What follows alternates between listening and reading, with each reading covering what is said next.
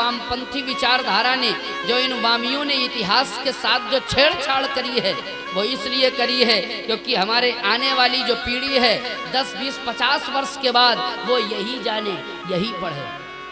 किसी देश की संस्कृति को अगर आपको बिगाड़ना है तो उस देश की शिक्षा पर पहले कुठाराघात किया जाता है, उस देश के इतिहास पर पहले उसके साथ छेड़छाड़ की जाती है। यही लोगों ने किया है, इसलिए धोबी का वृत्तांत है नहीं कहीं भी।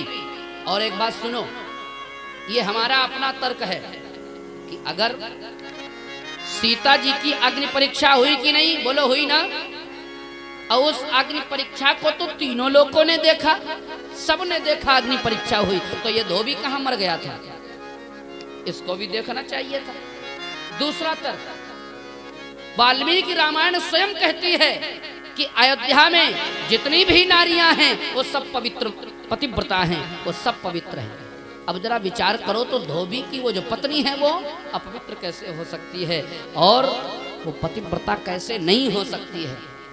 इसीलिए ये जो प्रोपोगंडा हमारे इन वामपंथी विद्वानों ने, इनके लिए हमारे पास शब्द नहीं है, उन लोगों ने प्रारंभ किया।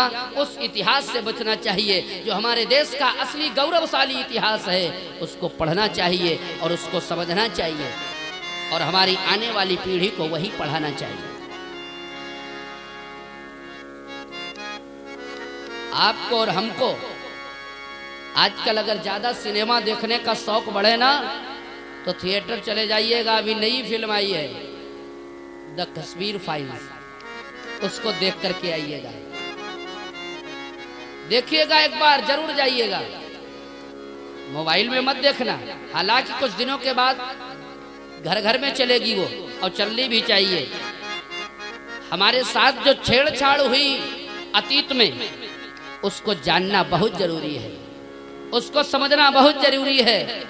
जो कश्मीर हमारा सिरमौर कहा जाता रहा है, उसमें कैसे रक्त की नदियां बहाई गई सन 1990 में, उसको जानना हमारी पीढ़ी के लिए बहुत जरूरी है।